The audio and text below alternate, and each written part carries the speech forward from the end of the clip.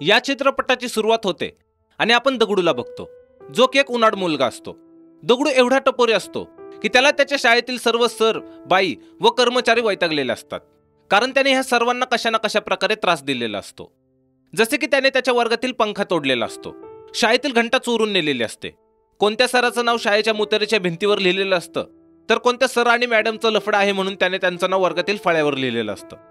पण आज इयत्ता 10वीचा निकाल असतो, त्यामुळे हे सर्व इच्छा करत असतात की दगडू एकदाचा पास व्हावा आणि ह्या शाळेतून निघून जावा। ह्याच शाळेत दगडूचे काही मित्र पण असतात। त्यातल्या एकाला दगडूने बालभारती नाव दिलेलं असतं, तर दुसऱ्याला मलेरिया। आता शाळेतील सर्व विद्यार्थी जेव्हा नोटीस बोर्डवरचा निकाल बघत असतात, तेव्हा मलेरिया एका मुलाला विचारतो की दगडू पास झाला का? तेव्हा तो म्हणतो की दगडू काय पास होणार आहे का? पुढे ही गोष्ट जेव्हा दगडूला कळते, तेव्हा तो त्या मुलाला खूप मारतो आणि त्याला म्हणतो की मागच्या वर्षी देखील तो असंच बोलला होता आणि मी नापास झालो, आता परत काय बोलला तर खूप मारेन। असं म्हणून दगडू त्याला सर्वांसमोर नाचायला लावतो। हा एक गमतीशीर सीन आहे। त्याचबरोबर इथे गर्दीतून दगडूला एक जण आवाज देऊन त्याला सांगतो की तुला शांतारामने म्हणजेच तुझ्या वडिलांनी घरी बोलवलंय। दगडूने अजून त्याचा 10वीचा निकाल पाहिलेला नसतो, पण तरी सुद्धा त्याला वाटत असतं की तो पास झालेला आहे, म्हणून त्याने काही बँडवाल्यांना त्याच्यासोबत आणलेलं असतं व तो त्या बँडवाल्यांसोबत नाचत नाचत घरी त्याच्या वडिलांकडे जातो। इथे घरी आल्यावर दगडूचे वडील दगडूच्या बहिणीला, जिचं नाव मंदा असतं, तिला सांगतात की तू दगडूला ओवाळून घे आणि त्यानंतर ते दगडूला काही पेढे पण खायला देतात, ज्यामुळे दगडू खूप खुश होतो। पण पुढच्या क्षणाला दगडूचे वडील त्याला पट्ट्याने बेदम मारतात। इथे आपल्याला कळतं की दगडू जेव्हा लहान होता तेव्हाच त्याच्या आईचं निधन झालं व त्याचे वडील हे एक रिक्षा चालक आहेत आणि दगडूने शिकून खूप मोठं व्हावं अशी त्याच्या वडिलांची इच्छा आहे। पण दगडू तर 7 विषयात नापास झालेला असतो। तसेच इथे दगडूचा मित्र मलेरिया पेढे घेऊन येतो, कारण तो 10वीला पास झालेला असतो। पण दगडूचे वडील त्याला घरातून हाकलून लावतात आणि पुढे दगडूलाही घरातून बाहेर काढतात। आता संध्याकाळी दगडू व त्याचे तिन्ही मित्र जेव्हा अंडा भुर्जीच्या गाडीजवळ बसलेले असतात, तेव्हा दगडू त्यांना म्हणतो की मी नापास कसा काय झालो मला कळतच नाही, मी अख्खं पुस्तक पेपरमध्ये कॉपी केलेलं। तेव्हा बालभारती सर्वांना सांगतो की हा इतिहासाच्या पेपरमध्ये भूगोलाचं पुस्तक लिहून आलाय, ज्यामुळे सगळे दगडूवर हसतात। आता दगडू त्यांना म्हणतो की तुम्ही पण माझी टिंगल करा, माझ्या आयुष्याची तर वाट लागलेलीच आहे, त्यात सगळे माझ्यावर दात खाऊन असतात, कोणी नाही मला समजून घेणार। यावर दगडूचा मित्र अजय, ज्याला या सर्वांनी कोंबडा नाव दिलेलं असतं, तो दगडूला एक सल्ला देतो। तो म्हणतो की तुझ्यावर प्रेम करणारं कोणीच नाही, म्हणून तुला तसं वाटतंय। तुझ्या आयुष्यात प्रेम नावाचा टाइमपास असायला हवा, तू एखादी मुलगी पटव, मग बघ तुझी लाईफ कशी चेंज होते ते, आणि हे सर्व मिळवण्यासाठी तुला आधी पैसे कमावावे लागतील। दगडूला कोंबड्याचं बोलणं पटतं आणि तो दुसऱ्याच दिवशी सकाळी पेपर टाकायचं काम शोधतो। इथे त्याला एक मुलगा पेपर टाकायची ट्रेनिंग देत असताना एका चाळीत घेऊन जातो, ज्या चाळीचं नाव भटांची चाळ असतं। इथे तो मुलगा दगडूला सांगत असतो की कोणाच्या घरी कोणता पेपर टाकायचा आहे।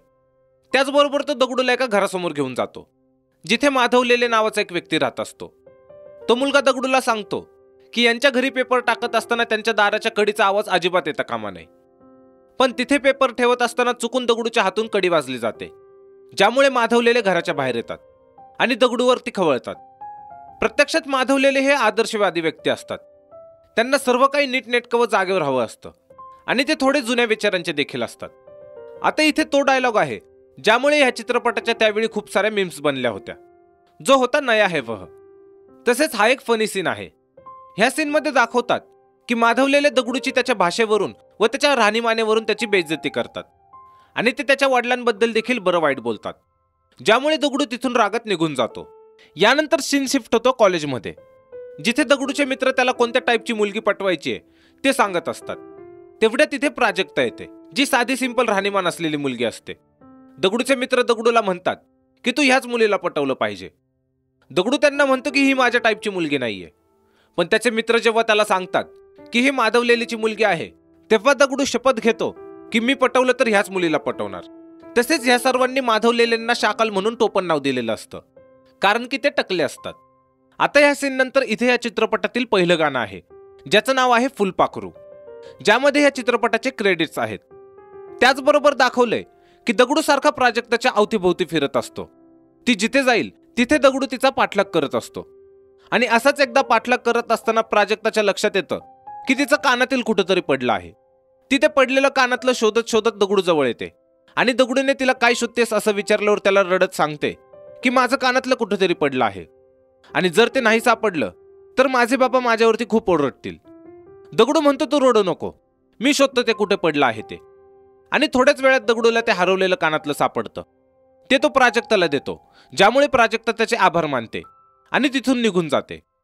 हा सीन इथे संपतो व पुढे आपण प्राजक्ताला स्पृहाच्या घरी बघतो. स्पृहा ही क्लासिकल गायिका असते व प्राजक्ता तिच्याकडे गायन शिकत असते. इथे रियाज करत असताना स्पृहा प्राजक्ताला म्हणते की तुझे सूर नीट लागत नाहीयेत, असं वाटतंय की तू बळजबरीने गातेस, तू मनापासून गा.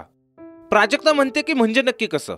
यावर स्पृहा तिला समजावत म्हणते की तू गात असताना कोणाचा चेहरा तुझ्या डोळ्यासमोर येतो का, असं कोणीतरी जो तुझ्यावर खूप प्रेम करतो, ज्याच्याशी तुला खूप बोलावं असं वाटतं. प्राजक्ता म्हणते की अजून माझ्या आयुष्यात असं कोणी नाही आलं. स्पृहा म्हणते तू आता कॉलेजला गेली आहेस ना, भेटेल लवकरच कोणीतरी, आणि तो भेटला की आपोआप तुझ्या सुराला भाव यायला लागतील. प्राजक्ता म्हणते पण ते सर्व तर बाबा ठरवतील. स्पृहा म्हणते हो बरोबर आहे, तुमच्याकडे सर्व तुमचे बाबाच ठरवतात. प्राजक्ताला कळत नाही की स्पृहा अशी का म्हणाली, पण आपल्याला याचे उत्तर पुढे लवकरच कळेल. हा सीन इथे संपतो आणि पुढे आपण बघतो की दगडू प्राजक्ताला सायकलवर बसून रोमॅन्टिक मूडमध्ये तिला घरी सोडायला आलाय. पण प्राजक्ताला सोडल्यानंतर तिथे शाकल येतो, म्हणजेच प्राजक्ताचे वडील येतात आणि दगडूच्या कानाखाली लावून देतात, ज्यामुळे आपल्याला कळतं की हे सर्व दगडू प्राजक्ता सोबतचे स्वप्न रंगवत होता. इथे दगडू प्राजक्ता क्लासवरून घरी येण्याची वाट बघत असतो आणि तेवढ्यात प्राजक्ता दगडू समोरून घाईघाईत घरी जाते, ज्यामुळे प्राजक्ताला पाहून दगडू आता खूप आनंदी होतो. पुढे जेव्हा प्राजक्ता घरी जाते तेव्हा तिचे वडील तिला घरी यायला 40 सेकंद उशीर कसा काय झाला म्हणून रागवतात. प्रत्यक्षात ते प्राजक्ताला ताकीद देत असतात की मी जसं म्हणेल तसंच तू राहायचं.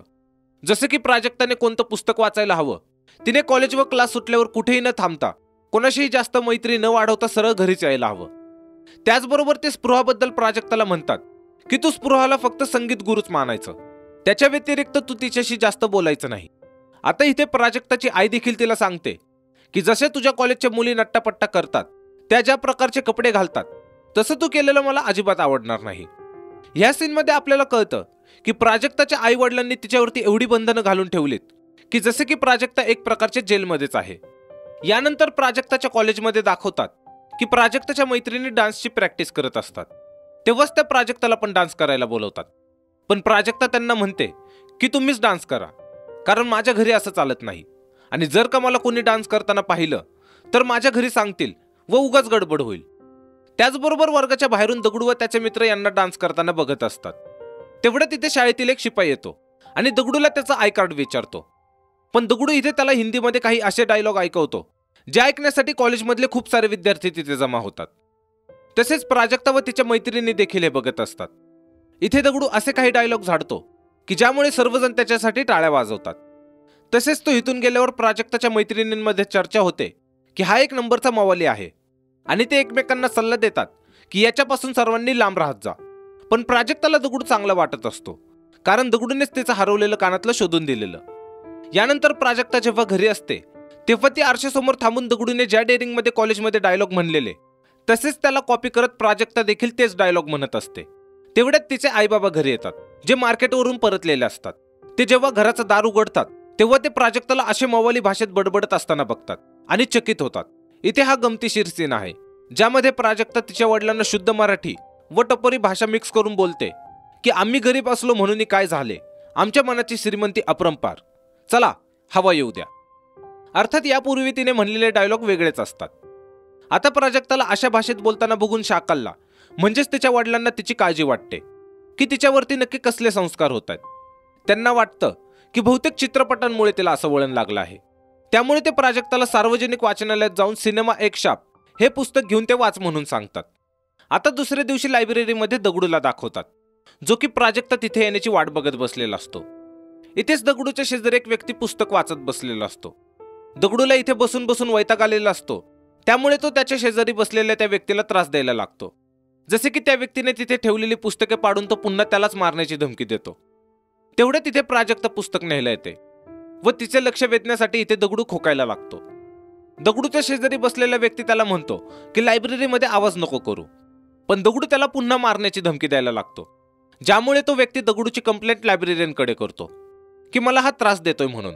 आता हे ऐकल्यावर लायब्ररीयन दगडूला लायब्ररीतून हाकलून लावणार असतो, पण तिथेच प्राजक्ता हे सर्व बघत असते. ती लायब्ररीयनला म्हणते की त्याला बाहेर कशाला काढताय, त्याला वाचायची इच्छा आहे तर वाचू देत की त्याला. यावर तो लायब्रेरियन प्राजक्ताशी सहमत होतो आणि दगडूला काहीच बोलत नाही. पण इकडे दगडू मात्र प्राजक्ता त्याच्या बाजूने बोलल्यामुळे खूप आनंदी होतो आणि हा सीन इथेच संपतो. यानंतर दगडू त्याच्या मित्रांजवळ जातो आणि त्यांना तो लायब्ररीमधून आणलेलं एक पुस्तक दाखवतो, ज्याचं नाव असतं काय आहे तुझ्या मनात. हे पुस्तक बघून बालभारती व मलेरियाला कळतं की दगडू प्राजक्ताच्या प्रेमात खूप सिरियस झाला आहे. त्यामुळे बालभारती त्याला म्हणतो की प्रेम म्हणजे टाइमपास आहे, जे आंधळं असतं, आणि जर तू त्या भानगडीत पडलास तर तुला सर्व जग चुकीचं आणि तुझं प्रेम बरोबर वाटायला लागेल. प्रत्यक्षात बालभारती दगडूचा लवगुरू असतो, जो की दगडूला प्रेमाविषयी नेहमी एखाद्या साधू महाराजासारखा लेक्चर ऐकवत असतो. इथे दगडू त्याला गप्प करतो आणि पुढे हे पतंग उडवायला जातात. आता पुढे दाखवतात की प्राजक्ता मुसळधार पावसामध्ये एका झाडाखाली भिजत उभी असते. तसेच इथे दगडू तिच्यासाठी छत्री घेऊन येतो. ह्या सीनच्या बॅकग्राऊंडला मी माझा हरपून बसले ग नावाचं गाणं चालत असतं, जे की प्राजक्ता स्पृहासोबत गायनाचा रियाज करत असताना गात असते. त्याचबरोबर आपल्याला कळतं की हा जो पावसातील दगडूसोबतचा सीन होता तो प्राजक्ता रियाज करत असताना इमेजिन करत असते. आता इथे स्पृहा तिला म्हणते की तू आज शब्दांचे अर्थ समजून मनापासून गात आहेस, गाताना तुला कोणी दिसत आहे का. प्रत्यक्षात ती प्राजक्ताला विचारत असते की तू कोणाच्या प्रेमात पडली आहेस का, पण प्राजक्ता म्हणते की तसं काही नाहीये. स्पृहा तिला म्हणते की ठीक आहे, तसं काही नाही तर तू डोळे बंद कर, म्हणजे आपल्याला कळेल. आता प्राजक्ता जेव्हा डोळे बंद करते तेव्हा तिच्या डोळ्यासमोर तिला दगडू दिसायला लागतो, ज्याने आपल्याला कळतं की कदाचित प्राजक्ता देखील दगडूच्या प्रेमात पडली आहे. त्याचबरोबर पुढे प्राजक्ताने डोळे उघडल्यावर स्पृहा जेव्हा तिला विचारते की तुला कोण दिसलं, तेव्हा ती म्हणते की कोणी नाही. इथे स्पृहाला कळतं की प्राजक्ता तिच्यापासून हे लपवते की ती कोणाच्या तरी प्रेमात पडली. त्यामुळे ती हा विषय इथेच टाळते आणि प्राजक्ताला म्हणते असू देत, नसेल सांगायचं तर नको सांगू, पण तो जो कोणी आहे त्याचे जाऊन आभार नक्की मान, कारण आज त्याच्यामुळेच तुझ्या सुरांना भावना मिळाल्या आहेत. यानंतर मला वेड लागले प्रेमाचं हे गाणं आहे, ज्यामध्ये दगडू व प्राजक्ता पावसामध्ये भिजत हे गाणं म्हणताना दाखवलेलं आहे. तसेच हे गाणं जेव्हा संपतं तेव्हा आपण शाकालला बघतो, जे की दगडूच्या वडिलांच्या रिक्षात बसलेले असतात. इथे दगडूचे वडील शाकालला दगडूबद्दल सांगतात की तो नापास झाला आणि माझं काही ऐकतच नाही. शाकाल यावर उपाय म्हणून दगडूच्या वडिलांना म्हणतो की त्याला अश्रूंची झाली फुले हे नाटक दाखव, म्हणजे त्याला सुधारण्यासाठी प्रोत्साहन मिळेल. दगडूचे वडील म्हणतात ठीक आहे, वेळ भेटला की नक्की दाखवेल. हा सीन इथेच संपतो आणि पुढचा सीन साईंच्या मंदिरात शिफ्ट होतो. इथे दगडू साईबाबा चरणी प्रार्थना करतो की प्राजक्ता माझ्याकडे बघतच नाही, असा काहीतरी चमत्कार कर की तिने माझ्याकडे लक्ष दिलं पाहिजे. आता पुढे दहीहंडीचा सण असतो, त्यामुळे सर्वजण जल्लोष करत असतात. इथेच प्राजक्ता व तिचे वडील पण असतात. त्याचबरोबर प्राजक्ताला इम्प्रेस करण्यासाठी इथे दगडू पण आलेला असतो. आता जेव्हा दहीहंडी फोडण्याची वेळ येते तेव्हा दगडू गोविंदा म्हणून थर चढतो आणि हंडी फोडतो. पण हंडी फोडल्यानंतर त्याचा तोल सुटतो आणि तो खाली कोसळतो, ज्यामुळे त्याचा एक हात फ्रॅक्चर होतो. यानंतर प्राजक्ताच्या घरातील सीन दाखवतात, जिथे प्राजक्ता व तिची आई दगडूविषयी बोलत असतात की त्याला खूप लागलं असेल. आणि तेवढे तिथे दगडू येतो, जो की पेपरचं बिल घेण्यासाठी आलेला असतो. इथे प्राजक्ताची आई व प्राजक्ता त्याला विचारपूस करतात की तुला खूप लागलं का. तसेच जेव्हा प्राजक्ताची आई पेपरचं बिल देण्यासाठी पैसे आणायला जाते तेव्हा दगडू व प्राजक्ता एकमेकांशी फ्लर्ट करतात. त्याचबरोबर दगडूला खात्री होते की प्राजक्ताच्या मनात देखील त्याच्याविषयी प्रेमाच्या भावना आहेत. हीच गोष्ट पुढे दगडू त्याच्या मित्रांना सांगतो. पण इथेच वाट्याने चालत असताना या सर्वांची नजर रस्त्याच्या मधोमध लावलेल्या एका पोस्टरवरती पडते, ज्यावरती एका बॉडी बिल्डरचा फोटो असतो. दगडूचे मित्र दगडूला सांगतात की हा प्राजक्ताचा भाऊ वल्लभ आहे, जो की मिलिटरी स्कूलमध्ये होता आणि परवाच परत आलाय. याच्यामुळे तू प्रॉब्लेम मध्ये येऊ शकतो. आता दगडू वल्लभ पासून वाचण्यासाठी त्याच्याशी मैत्री करायचं ठरवतो आणि पुढे वल्लभ ज्या जिम मध्ये व्यायाम करायला जातो तीच जिम दगडू सुद्धा जॉईन करतो. आता जिम मध्ये वल्लभ जेव्हा दगडूला चुकीचा व्यायाम करताना बघतो तेव्हा वल्लभ सर्वांसमोर त्याची टिंगल उडवतो. पण दगडू त्याच्या बोलण्याचं फारसं वाईट वाटून घेत नाही. इथे दगडूला कळतं की आज वल्लभचा वाढदिवस आहे, त्यामुळे तो वल्लभला वाढदिवसाच्या शुभेच्छा देतो. तसेच संध्याकाळी वल्लभने त्याच्या वाढदिवसानिमित्त सर्व मित्रांना त्याच्या घरी पार्टीसाठी बोलवलेलं असतं. इथे दगडू वल्लभला रिक्वेस्ट करतो की संध्याकाळच्या पार्टीमध्ये मी पण येऊ शकतो का, व वल्लभ त्याच्या मित्रांना सांगतो की संध्याकाळी पार्टीमध्ये येताना याला पण घेऊन या. आणि अशा प्रकारे आता दगडू व वल्लभ मित्र बनतात. आता संध्याकाळी जेव्हा सर्व वल्लभच्या घरी जातात तेव्हा शाकाल दगडूला तिथे बघून चकित होतो आणि वल्लभला विचारतो की हा इथे कसा. त्यावर वल्लभ म्हणतो की हा पण माझा मित्र आहे, आमची जिममध्ये ओळख झाली. इथे शाकाल नेहमीप्रमाणे दगडूची सर्वांसमोर टिंगल करतो आणि दगडू नेहमीप्रमाणे त्याच्याही बोलण्याला इग्नोर करतो.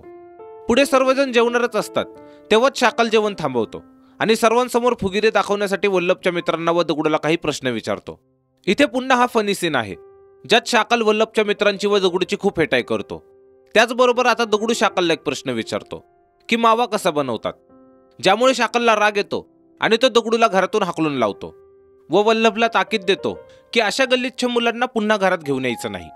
त्याचबरोबर दगडू जेव्हा कॉलनीच्या खाली येतो तेव्हा प्राजक्ता त्यांच्या गॅलरीत येते आणि दगडूचे प्रोत्साहन वाढवण्यासाठी त्याला बेस्ट विश करून पुन्हा घरात जाते, ज्यामुळे दगडूचा मूड पुन्हा चांगला होतो. हा सीन इथे संपतो आणि पुढचा सीन लायब्ररीमध्ये शिफ्ट होतो. इथे दगडू प्राजक्ताला बघून तिच्या जवळ जातो आणि तिच्याशी बोलण्याचा प्रयत्न करतो, पण हे दोघे लायब्ररीमध्ये असतात, त्यामुळे यांना तिथे शांतता ठेवावी लागणार होती. यावर उपाय म्हणून दगडू तिथल्या पुस्तकांच्या नावावरून प्राजक्ताशी बोलण्याचा प्रयत्न करतो. जसे की एका पुस्तकाचं नाव असतं मला लोभ हवा, म्हणजेच मला लवशिप हवी, असं दगडूला त्या पुस्तकाच्या नावावरून प्राजक्ताला विचारायचं असतं. त्याचबरोबर प्राजक्ता त्याला एक पुस्तक दाखवते ज्यावर प्रतीक्षा लिहिलेलं असतं. म्हणजेच प्राजक्ता त्या पुस्तकाच्या माध्यमातून दगडूला म्हणते की तुला वाट पाहावी लागेल. असेच हे दोघे पुस्तकांच्या नावावरून एकमेकांच्या प्रेमाबद्दलच्या फिलिंग्स सांगतात. आणि शेवटी जेव्हा दगडू प्राजक्ताला त्याच्या लवशिपबद्दल विचारतो तेव्हा प्राजक्ता त्याला एक पुस्तक दाखवणारच असते ज्यावर स्वीकार लिहिलेलं असतं, पण तेवढ्यात प्राजक्ता ते नाव न दाखवताच लाजून तिथून निघून जाते. यानंतर प्राजक्ता कॉलेजमध्ये जिथे जिथे जाईल तिथे तिथे दगडू तिच्यासाठी भिंतीवरती काही प्रश्न लिहितो, जसे की होशील का माझी राणी व उत्तर देना अशा प्रकारे. त्याचबरोबर तो प्राजक्ताचा खूप पाठलाग देखील करतो. आता वैतागून दगडू व त्याचे सर्व मित्र साईचरणी प्रार्थना करतात की प्राजक्ता दगडूला होकारच देत नाहीये, तू काहीतरी चमत्कार घडव. तेवढ्यात तिथे प्राजक्ता येते, जिला बघून दगडूचे सर्व मित्र तिथेच बाजूला जाऊन लपतात. इथे प्राजक्ता दगडूला म्हणते की इतके दिवस मला काय झालं आहे मला काहीच कळत नाहीये. मग मी खूप विचार केला आणि मला कळालं की माझं हृदयच हरवलं आहे. आत्ता पण मी तुझ्या ओढीनेच इथपर्यंत पोहोचलीय. प्रत्यक्षात प्राजक्ताने दगडूला होकार दिलेला असतो, पण तिचं शुद्ध मराठी भाषेतील बोलणं दगडूला कळतच नाही आणि प्राजक्ता तिथून निघून गेल्यावर ती जे काही बोलली ते सर्व दगडू त्याच्या मित्रांना सांगतो. त्याचे मित्र म्हणतात ते सर्व सोड, ती तुला आय लव्ह यू बोलली का? दगडू म्हणतो नाही. त्याचे मित्र म्हणतात महत्वाचं तेच आहे, जा आधी विचारून ये. आता दगडू पुन्हा प्राजक्ताच्या मागे जातो आणि तिला विचारतो काय झालं. प्राजक्ता त्याला पुन्हा कोड्यात बोलायला लागते, जसे की तुझं नाव जरी ऐकलं तरी माझ्या हृदयाची धडधड वाढते वगैरे वगैरे. तसेच इथे पुन्हा दगडूला तिचं बोलणं कळत नाही. तो तिला सरळ सरळ विचारतो की तुझा होकार आहे की नाही. प्राजक्ता म्हणते तू समजून घे. यावर दगडू तिला म्हणतो हे तुझं नेहमीच आहे, तुला नाचायचं असतं पण तू नाचत नाहीस, तुला बोलायचं असतं पण तू बोलत नाहीस. तसेच तो प्राजक्ताला मलेरियाच्या बहिणीच्या हळदीला बोलवतो आणि म्हणतो की तिथे तू बिंदास नाच, तुला कोणी बघणार नाही तिथे. यानंतर ही पोलीस साजूक तुपातली हे गाणं आहे, ज्यात दाखवलंय की प्राजक्ता तिच्या मैत्रिणीसोबत मलेरियाच्या बहिणीच्या हळदीला येते आणि इथे हे सर्व खूप नाचतात. त्याचबरोबर प्राजक्ता दगडूला आय लव्ह यू बोलते, ज्यामुळे आता दगडूला ह्या दोघांचं प्रेम कन्फर्म होतं. आता पुढे हे गाणं संपल्यावर हे दोघे एका कट्ट्यावर बसून बर्फाचा गोळा खात असतात. तेव्हाच प्राजक्ताच्या हातातून ती खात असलेला बर्फाचा गोळा खाली पडतो. हे बघून दगडू सुद्धा त्याच्याकडचा बर्फाचा गोळा मुद्दाम खाली पाडतो आणि प्राजक्ताला म्हणतो की माझ्या पण हातातून गोळा निसटला. आता इथे दगडू प्राजक्ताला तिचा एक फोटो मागतो आणि तिने कारण विचारल्यावर तिला सांगतो की जेव्हा मला तुझी आठवण येईल तेव्हा मी तुझा फोटो पाहिल. प्राजक्ता तिच्या वर्गपत्रिकेतून एक फोटो काढते व दगडूला देते. त्याचबरोबर दगडू जेव्हा त्याचा फोटो प्राजक्ताला देतो तेव्हा ती म्हणते की माझ्या घरात फोटो ठेवायला जागा नाही, मला तुझा फोटो नको. हे ऐकल्यावर दगडू त्याच्या गळ्यात अडकवलेला साईबाबांचा फोटो काढतो आणि तो प्राजक्ताला देतो. तसेच प्राजक्ता तिच्या वहीमधील एक मोरपंख दगडूला देते आणि तिथून घरी येते. आता प्राजक्ता जेव्हा घरात जाते तेव्हा तिचे बाबा तिला विचारतात की तू कुठे गेलेली. प्राजक्ता सांगते की मी अलका म्हात्रे नावाच्या मैत्रिणीकडे गेले होते.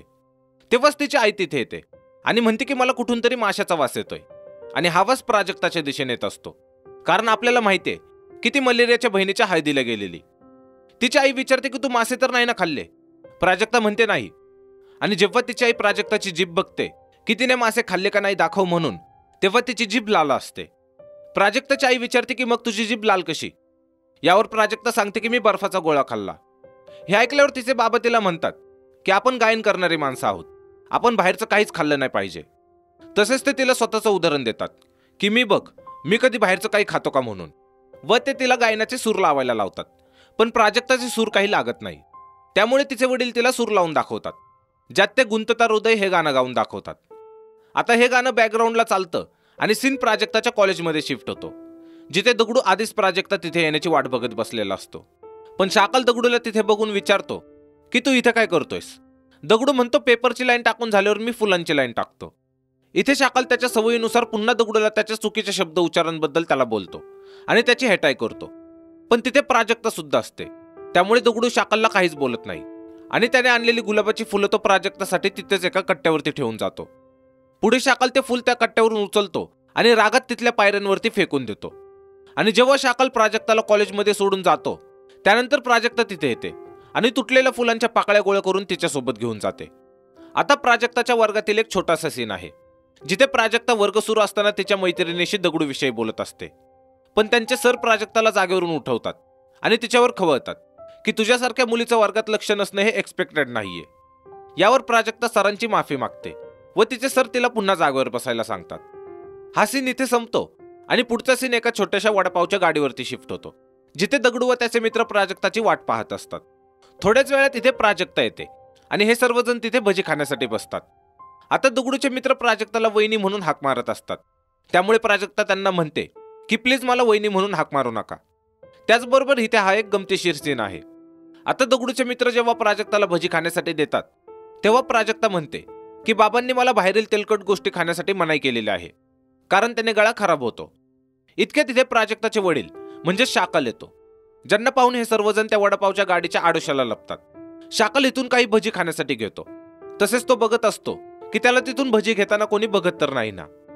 आता शाकाल इथून गेल्यावर प्राजक्ताला कळतं की दगडू व त्याचे सर्व मित्र तिच्या वडिलांना शाकाल म्हणतात व तिने दगडूला याचं कारण विचारल्यावर दगडू उत्तर टाळण्यासाठी तिला सांगतो की जसं शान पिक्चरमध्ये शाकालची एक लॅब असते तसेच तुझे वडील देखील ऑटोमिक सेंटरमध्ये कामाला आहेत, त्यामुळे त्यांना आदराने आम्ही शाकाल म्हणतो. यानंतर इथे दगडूचा तिसरा मित्र कोंबडा त्याच्यासोबत त्याच्या नवीन गर्लफ्रेंडला घेऊन येतो. मलेरिया त्याला म्हणतो की मागच्या वेळी तर तुझ्यासोबत दुसरीच मुलगी होती, आता ही कोण आहे नवीन.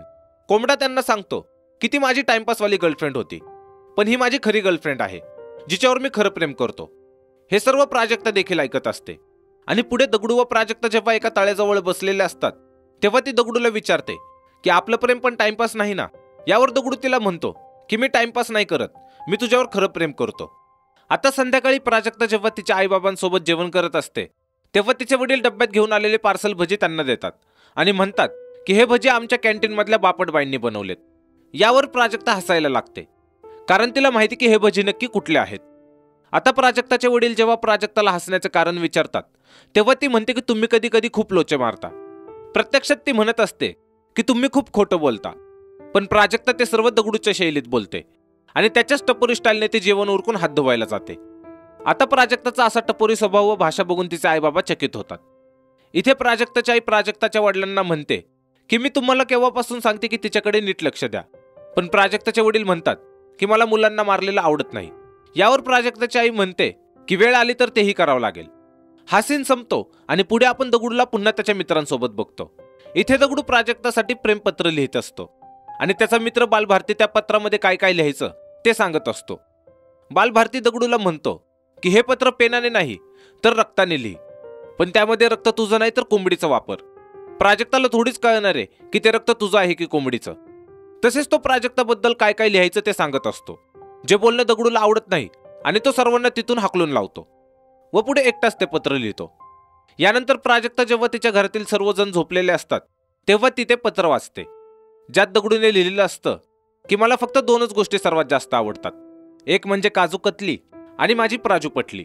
हे वाचल्यावर प्राजक्ताला हसायला येतं, ज्याच्या आवाजाने तिची आई झोपेतून उठते आणि प्राजक्ताला विचारते की तू एवढ्या रात्री काय वाचतेस. तेव्हा प्राजक्ता सांगते की मी अभ्यास करते म्हणून. आता यानंतर आणखी एक गाणं आहे दाटले रेशीमी धुके नावाचं, ज्यात दाखवलंय की प्राजक्ता व दगडू एकमेकांबद्दल त्यांच्या भविष्याची स्वप्ने रंगवतात. आता हे गाणं संपल्यावर दाखवतात की प्राजक्ता स्पृहाकडे गायनाच्या क्लासला न जाता दगडू सोबत फिरत असते आणि तेवढेच तिथे तिचे वडील येतात, ज्यांना पाहून दगडू तिथून पळून जातो.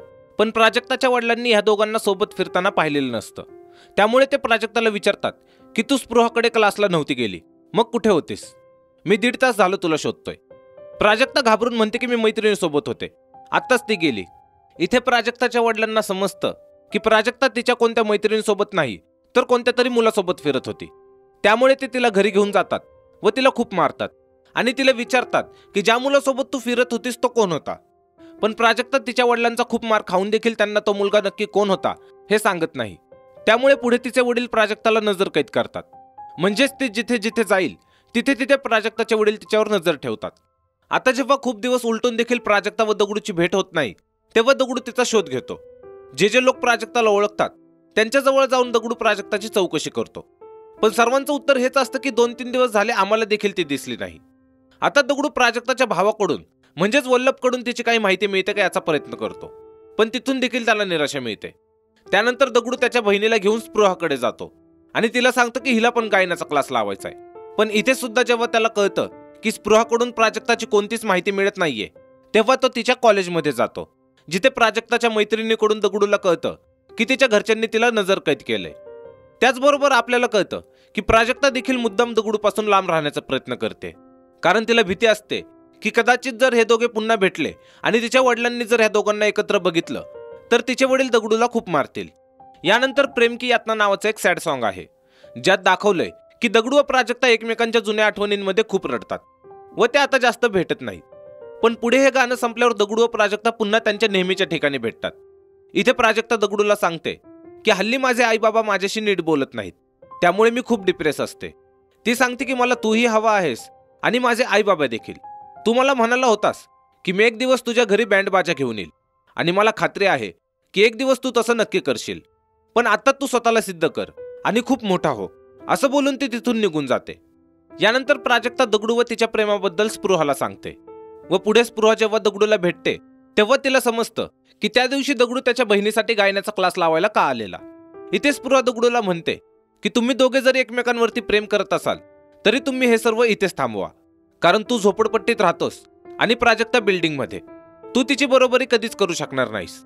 यावर दगडू म्हणतो, हो ते मला माहीत आहे आणि त्यासाठी मी खूप मेहनत करेल. मी भुर्जी पावची गाडी टाकेल आणि दिवस रात्र एक करून खूप पैसा कमवेल. स्पृहा म्हणते पैसे तर कमवशील, पण शिक्षणाचं काय? प्राजक्ता जिथे राहते तिथे पैसे तर महत्वाचे आहेच, पण त्यापेक्षा तिथं महत्वाचं आहे पद.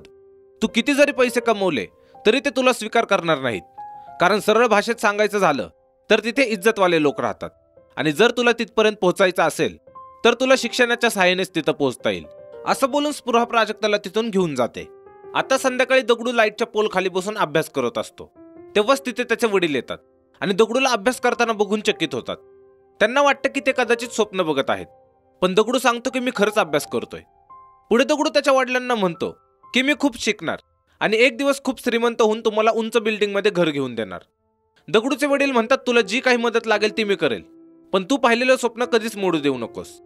आता पुढे दाखवतात की प्राजक्ता ज्या चाळीत राहत असते तिथे कोणता तरी कार्यक्रम असतो, त्यामुळे ती तिथे स्टेजवरती गाणं गात असते. तसेच तिचं गाणं ऐकण्यासाठी दगडू पण तिथे आलेला असतो. इथेच आपल्याला कळतं की स्पृहा व प्राजक्ताचा भाऊ वल्लभ या दोघांचं काहीतरी गुपित आहे, जे आपल्याला पुढे लवकरच कळेल. आता हा कार्यक्रम संपतो आणि पुढे आपण दगडूला त्याच्या घरी बघतो. इथे दगडू बघतो की त्याची बहीण त्याच्या वडिलांची पाठण दाबते. दगडू विचारतो की आपणना काय झालं, तेव्हा ती सांगते की आपणनी तुझ्या क्लासची फी भरण्यासाठी त्यांचा रिक्षा घाण ठेवलेला आणि ते पैसे परत करण्यासाठी ते दिवस रात्र रिक्षा चालवतायत. आता दगडूला त्याची चूक समजते, कारण त्याच्या वडिलांनी क्लासची फी भरलेली खरी, पण दगडू मात्र 2दा नापास झाला. यानंतर दगडू दुसऱ्या दिवशी त्याच्या मित्रांजवळ जातो आणि त्यांना सांगतो की आतापर्यंत माझ्यामुळे माझ्या घरच्यांना खूप त्रास झाला, पण आता मला पुन्हा 10वीची परीक्षा द्यायची व असं काहीतरी करायचंय की जो पेपर मी घरोघरी टाकतो त्यात माझं नाव मोठ्या अक्षरात छापून येईल. यावर मलेरिया त्याला एक सल्ला देतो की तू सलग 3 दिवस सायकल चालव. आमच्या एरियात पण एकाने चालवली होती आणि त्याच्या बदल्यात त्याला बक्कळ पैसा मिळाला होता. दगडू म्हणतो ठीक आहे आणि पुढच्याच सीनमध्ये आपण दगडूला सायकल चालवताना बघतो. इथेच त्याचं प्रोत्साहन वाढवण्यासाठी त्याचे वडील देखील थांबलेले असतात. तेवढे तिथे प्राजक्ता व तिचे वडील येतात. प्राजक्ताचे वडील दगडूच्या वडिलांना विचारतात की रिक्षा रिकामा आहे का, आम्हाला कॉलेजला जायचंय. दगडूचे वडील म्हणतात आज नाही येऊ शकणार, कारण माझा मुलगा सलग 3 दिवस सायकल चालवणार आहे आणि त्याचं प्रोत्साहन वाढवण्यासाठी मी इथेच थांबणार आहे. शाकाल म्हणतो की हा सगळा गाढवपणा आहे, असा तमाशा करून आयुष्यात काही होत नसतं. यावर दगडूचे वडील म्हणतात की आता दगडू अभ्यासाला लागलाय, लवकरच तो 10वीचा ऑक्टोबरचा फॉर्म भरणार आहे आणि माझा रिक्षा पण सोडवायचा आहे, त्यासाठीच दगडू हे सर्व करतोय. आता प्राजक्ता जेव्हा हे सर्व ऐकते तेव्हा दगडूसाठी तिच्या डोळ्यातून पाणी येतं आणि हे दोघे तिथून निघून जातात. यानंतर दाखवतात की दगडू सलग 3 दिवस सायकल चालवतो, तसेच त्याची हिंमत वाढवण्यासाठी त्याचे मित्र त्याच्यासोबत असतात. इथेच प्राजक्ता देखील तिच्या घरच्यांची नजर चुकवून दगडूचं प्रोत्साहन वाढवायला येते. आता हे सायकलचं चॅलेंज संपल्यावर दगडूला खूप पैसे मिळतात, जे की आता दगडू त्याच्या वडिलांचा रिक्षा सोडवण्यासाठी वापरणार असतो. त्याचबरोबर प्राजक्ता हे सर्व स्पृहाला सांगते, ज्यावर स्पृहा तिला सांगते की मी देखील अशा परिस्थितीमधून गेली. प्राजक्ता विचारते की तो कोणावर प्रेम केलेलं, आणि तेवढे तिथे वल्लभ येतो, जो की प्राजक्ताला घरी घेऊन जाण्यासाठी आलेला असतो. तसंच इथे प्राजक्ताला कळतं की स्पृहा जिच्यावर प्रेम करते तो दुसरा कोणी नसून तिचा मोठा भाऊ वल्लभच आहे. यानंतर दाखवतात की प्राजक्ताचा वाढदिवस असतो, त्यामुळे तिची मैत्रीण चंदा तिला सरप्राईज देण्यासाठी तिच्या घरी येते. पण प्राजक्ताचे वडील सांगतात की प्राजक्ता तिच्या अलका म्हात्रे नावाच्या मैत्रिणीसोबत सिनेमा बघायला गेली. चंदा म्हणते की आमची अलका म्हात्रे नावाची कोणतीच मैत्रीण नाहीये. हे ऐकल्यावर शाकलला संशय येतो आणि ते चंदाला विचारपूस करायला घरात बोलवतात. पुढे चंदा दगडू व प्राजक्ताच्या प्रेम प्रकरणाबद्दल शाकलला सर्व काही सांगते, ज्यामुळे शाकल दगडूला मारण्यासाठी निघतो. पण वल्लभ त्यांची वाट अडवतो, ज्यामुळे आपल्याला कळतं की वल्लभ आणि स्पृहा हे देखील एकमेकांवरती प्रेम करतात. पण शाकलला जेव्हा ह्या दोघांच्या प्रेमाबद्दल कळालं होतं, तेव्हा त्याने वल्लभला स्पृहापासून दूर करण्यासाठी त्याला 5 वर्ष पुण्याला आर्मी स्कूलमध्ये पाठवलं होतं. पुढे प्राजक्ताचे वडील दगडूच्या वडिलांना भेटतात आणि जिथे प्राजक्ता व दगडू बसलेले असतात तिथे त्यांना घेऊन जातात. इथे प्राजक्ता व दगडूला कसलीही कल्पना नसते की ह्या दोघांचे पालक त्यांच्याच मागे उभे आहेत. आता प्राजक्ताचे वडील दगडूच्या वडिलांना सांगतात की ते बघ, तुझा मुलगा ज्या मुलीसोबत आहे ती मुलगी माझीच आहे. तुझ्या मुलामुळे माझी मुलगी बिघडत चालली आहे. हे बघितल्यावर दगडूचे वडील चकित होतात आणि प्राजक्ताच्या वडिलांना म्हणतात की तुम्ही जे बोलताय ते बरोबर आहे. आम्ही तुमची कधीच बरोबरी करू शकत नाही. तुम्ही खूप मोठी माणसं आहात.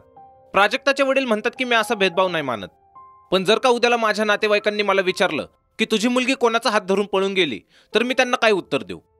आता इकडे जेव्हा हे दोघे प्राजक्ता व दगडू विषयी बोलत असतात तेव्हाच तिकडे दगडू व प्राजक्ता पुढे भविष्यातील त्यांचं घर कसं असेल व ते मोठे झाल्यावर काय काय करतील त्याबद्दल बोलत असतात. तसेच प्राजक्ताचे वडील दगडूच्या वडिलांना म्हणतात की मला माहित नाही की तू काय करशील, पण आता हे तुझ्यावर आहे की तुझ्या मुलाला तू माझ्या मुलीपासून लांब ठेवशील.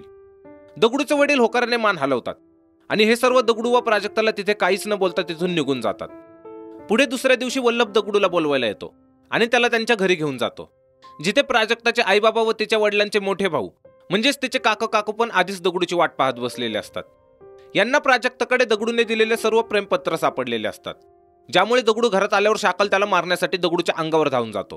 पण तेवढ्यात शाकलचा मोठा भाऊ त्याला अडवतो आणि शाकलला जागेवर बसायला लावतो. इथे प्राजक्ताची एक काकू दगडूला त्याच्याबद्दल खूप बरं वाईट बोलते, जसे की तुझी लायकी आहे का आमच्या मुलीकडे बघायची, तिला पत्र लिहायची, अशा प्रकारे. पण दगडू यावर त्यांना काहीच बोलत नाही. इथेच प्राजक्ताचे काका प्राजक्ताच्या वडिलांना म्हणतात की तुम्हाला आधीच हे लक्षात यायला हवं होतं की जिथं झोपडपट्टी जवळ आहे म्हणजे तिथलं वळण तुमच्या मुलांना लागणारच. यानंतर जेव्हा प्राजक्ताची दुसरी काकू दगडूला विचारते की तुला काही बोलायचं आहे का, तेव्हा दगडू प्राजक्ताला आवाज देऊन बोलवतो. आणि जेव्हा प्राजक्ता आतल्या खोलीतून बाहेर येते तेव्हा दगडू सर्वांसमोर तिला विचारतो की मला सांग, आपल्यात गेले 4 महिने जे काही चालू होतं ते प्रेम होतं की टाइमपास. आता प्राजक्ता दगडूच्या बाजूने काही बोलणारच तेवढ्यात तिची आई तिला कानाखाली मारते.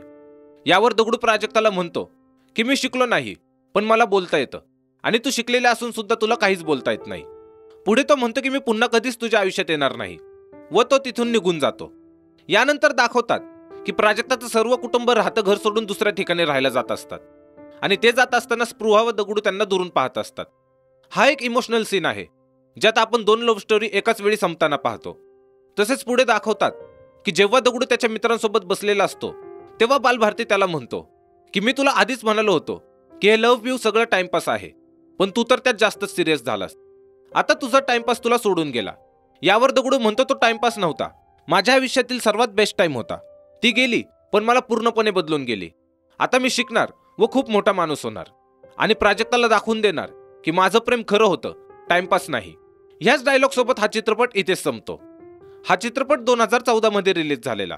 ह्या चित्रपटाची कथा सैजू मॅथ्यू यांच्या नॉक्टप या नॉवेलपासून इन्स्पायर होऊन संजू जाधव यांनी लिहिलेली.